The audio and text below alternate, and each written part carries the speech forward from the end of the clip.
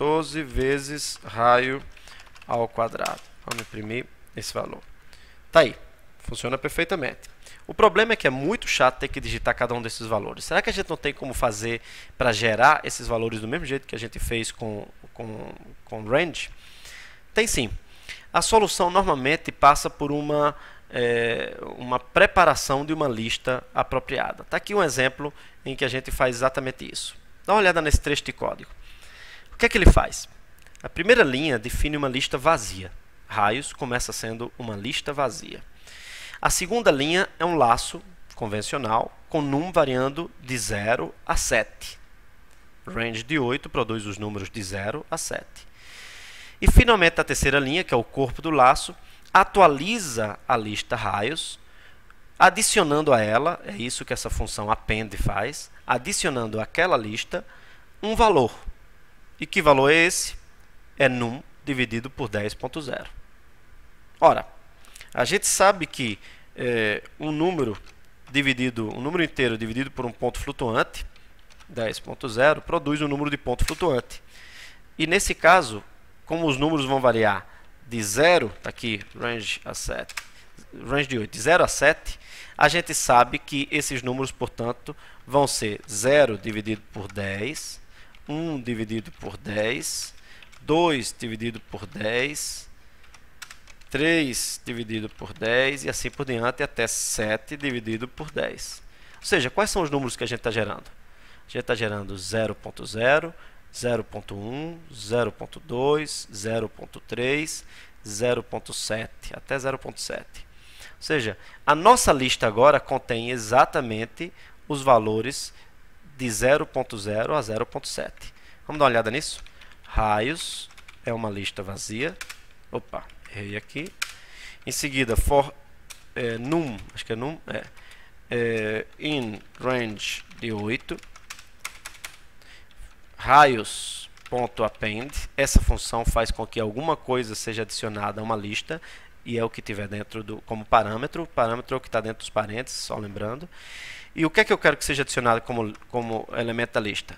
É num, que é um número de 0 a 7, dividido por 10.0. Vamos ver qual é o valor de raios agora? Está aí, 0.0, 0.1, 0.2, 0.3, 0.4, assim por diante até 0.7. Lembre que são números de ponto flutuante, então há um erro que é cometido, tá certo? Nada que prejudique o que a gente quer. Agora, o que a gente queria realmente era imprimir os raios e as áreas. Então, o que é que a gente pode fazer? Bom, agora a gente tem uma lista, que é raios. E o resto desse programa faz exatamente a iteração sobre os raios. Para cada raio em raios, imprima raio e 3.14 vezes raio ao quadrado. Como o raios já tinha sido gerado no trecho anterior, esse for vai funcionar perfeitamente. Só que a gente não precisou enumerar a lista na mão. Deixa eu dar uns enters aqui para separar. For raio in raios, só lembrar que raios é essa lista aqui. O que é que eu faço? Imprima raio e raio 3.14, aliás, 3.14 vezes raio ao quadrado, tá certo? Detalhe, como eu estou fazendo print, você vai ver aqui que os números vão ser adequadamente impressos e não com erro, tá certo? Eles vão ser ajustados para uma quantidade menor de casas decimais. Tá aqui. O primeiro valor da lista é 0.0 e 3.14 vezes 0.0 ao quadrado dá isso. O segundo valor é 0.1 da lista e a área é 0.0314 e assim por diante, né? E assim por diante, ok?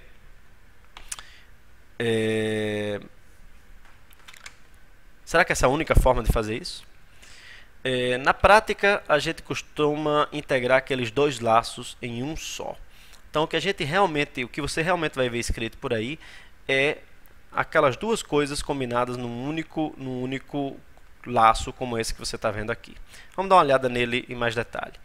O que eu realmente precisava iterar era sobre os raios, mas a gente prefere iterar aqui sobre os inteiros de 0 a 7. Então, a gente faz número variado de 0 a 7 Internamente no laço a gente calcula o raio a cada iteração como sendo num dividido por 10, está aqui.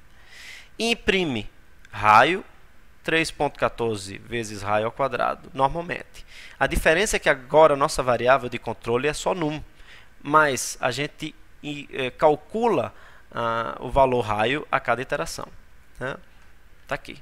Isso tem um efeito praticamente igual ao código da página anterior. Vamos voltar. Qual a diferença entre esse código e esse código? Bom, na verdade aqui já está escrito. O fato é que nesse aqui a gente não termina, ao terminar de executar esse aqui, não existe a variável raios disponível com todos os elementos, tá certo?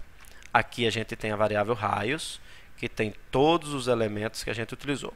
Bom, se isso é conveniente ou não, isso depende de cada programa, tá certo? Esse programa aqui resolve esse problema, né? Aliás, ele comparado com o anterior só tem 2 linhas a mais. Está aqui o anterior, esse não deixava a lista de raios disponível. Nesse aqui a gente adiciona a lista de raios. Como?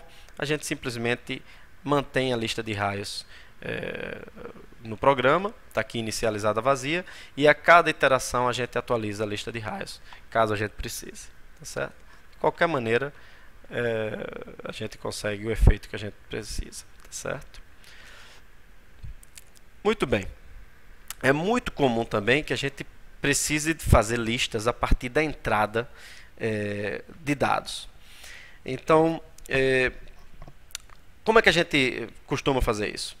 Primeiro a gente coleta os dados, né, que a gente precisa da entrada. Está aqui um programa em que a gente vai fazer isso. Eu estou lendo um número, né, a partir da entrada, né, convertendo uma string que foi lida da entrada, que a gente espera que seja numérica. Está aqui o segundo valor, número 1, número 2, número 3.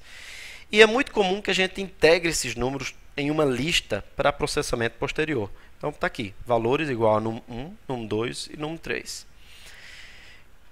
No segundo momento, aliás, a gente pode agora processar esses valores a partir da lista. Por exemplo, eu consigo fazer uma tabela de todos os valores e seus quadrados e seus cubos, né?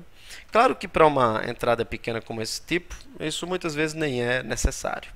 Então, vamos dar uma olhada em uma situação um pouco mais comum.